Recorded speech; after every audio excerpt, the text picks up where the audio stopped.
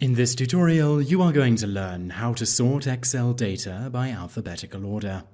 Start Excel and open the sheet with the data that you want to sort alphabetically. Here we have an address list and we want to sort the data by last name. To do this, you need to start by selecting the entire column. Click on the B letter in the bar above the first row. Now that the data has been selected, navigate to the Data tab in the main menu bar. In the Sort and Filter section, you will see a large icon with Sort written underneath it. Click this. A window will appear called Sort Warning. Select the Expand this selection option and click Sort. The Sort window will load and there are several drop-down boxes available.